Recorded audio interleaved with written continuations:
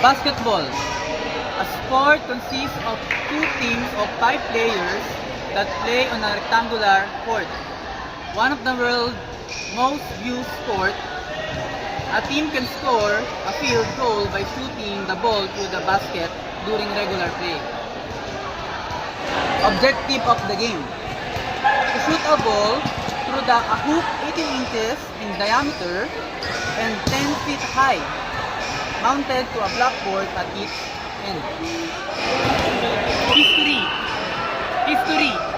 December 1891, Canadian-American Dr. James Naismith, a physical education professor and instructor at the International Young Men's Christian Association Training School in Springfield in Massachusetts, was trying to keep this game alive, active in a rainy day.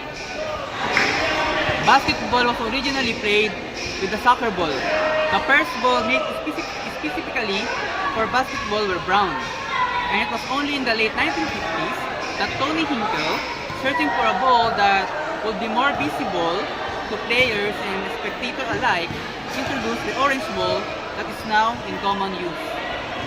History. Dribbling was not part of the original game except for the bounce pass to teammates.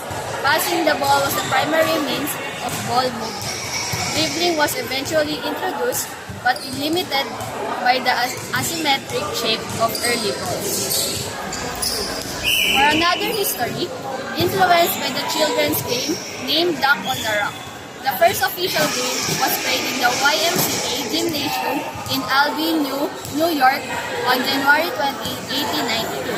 With 9 players by 1897 to 1898. Teams of 5 became standard. Equipment. Men 29.5 inches in circumference, size 7 or a 29.5 ball, and weights 22 pounds.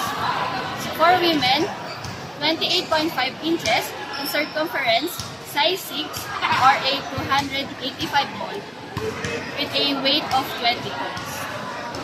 Another thing for equipment, this is a regulation basketball court in the international games with a 91.9 feet long and 49.2 feet wide.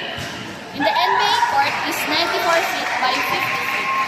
Most courts have wood flooring, usually constructed from maple planks running in the same direction as the longer court dimension. The name and the logo of the home team is usually painted on or around the center circle.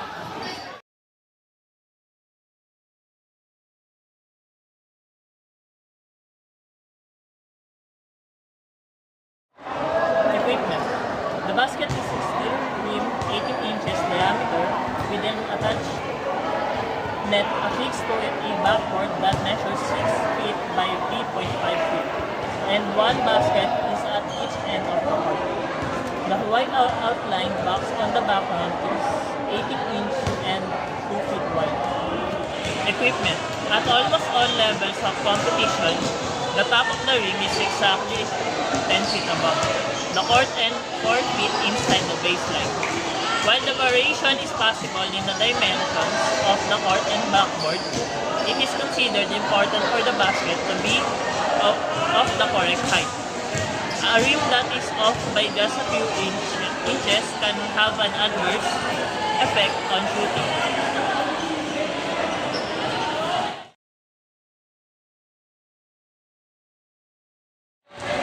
Officials. An official is the person who has the responsibility to enforce the rules and maintain the order of the game. Referee. Referee. The lead official usually performs the jump ball. Umpires, aka referees. Same responsibilities with the lead official, only that they are only assistant. Scorer. The one who will be recording the points, violation, and fouls that game by each team. Use score sheet for documentary purposes and scoreboard for letting the team knows about your status in the game.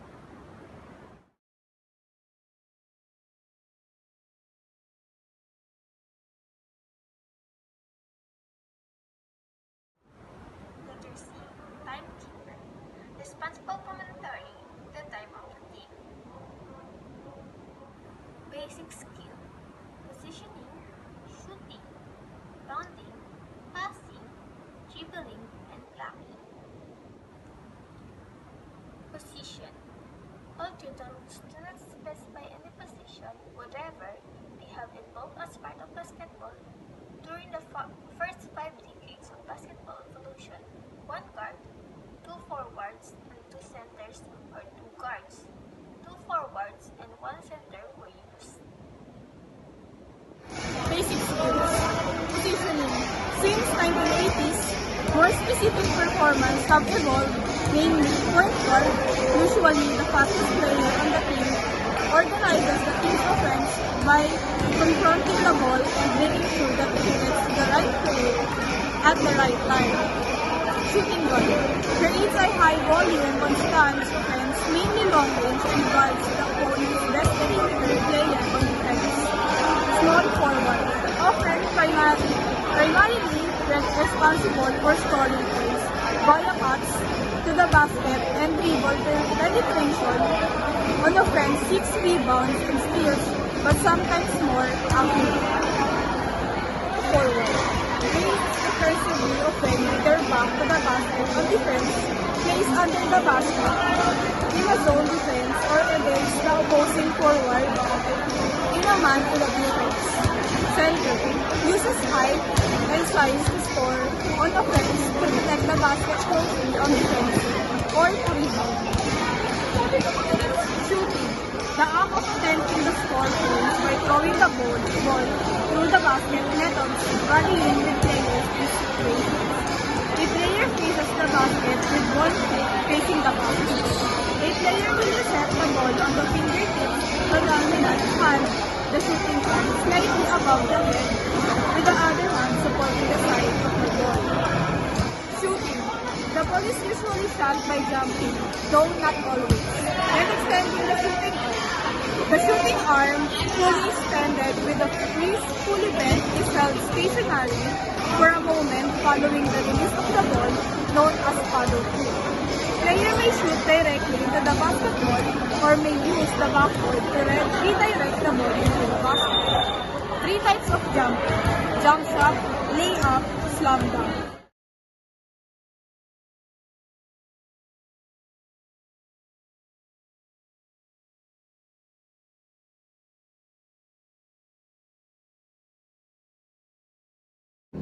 Basic skills. Rebounding. The objective of rebounding is to successfully gain possession of the basketball after a missed field goal or free throw, as it rebounds from the hoop or backboard. This plays a major role in the game as the possession ends when a team misses a shot.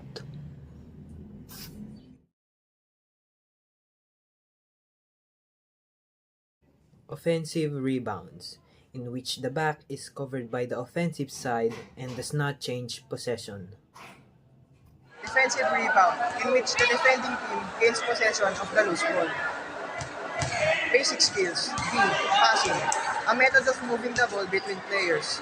Most passes are accompanied by a step forward to increase power and are allowed to throw with the hands to ensure accuracy. Basic skills. 6 types of passes. 1. Chest pass. 2. Bound pass. 3. Overhead pass. 4. Outlet pass. 5. No-look pass. And 6. Behind the back pass. Nature of the game. A field goal scores 2 points for the shooting team if a player is touching or closer to the basket than the 3-point line, and 3 points more commonly as a 3-pointer or 3. If the player is behind the 3-point line, the team with the most points at the end of the game wins, but additional overtime may be used when the game ends with a draw. 1. Chest pass. The ball is passed directly from the passer's chest to the receiver's chest. A proper chest pass involves an upward snap of the thumbs to add velocity and gives the defense little time to react. 2. Bounce pass. The passer bounces the ball crisply about 2/3 of the way from his own chest to the receiver.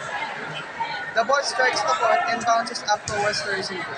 The bounce pass takes longer to complete than the chest pass. but it is also harder for the opposing team to intercept. Stealing the ball deliberately is a violation. Players often use the bounce pass in crowded moments or to pass around the ball. Overhead pass. Used to pass the ball over a defender, the ball is released while over the passer's head. Number 4. Outlet pass. Occurs after a team gets a defensive rebound. Next pass after rebounding. Next, no-look pass. A special way of doing this is passing the ball without looking at the receiving teammate. 6. Behind the back pass.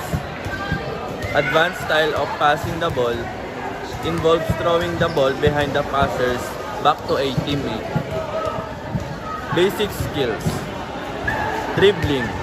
The act of bouncing the ball continuously with one hand and is a requirement for a player to take steps with the ball. A player pushes the ball down towards the ground with the fingertips rather than patting it. This ensures greater control. Blocking. Perform when after a shot attempted. A defender succeeds in altering the shot by touching the ball.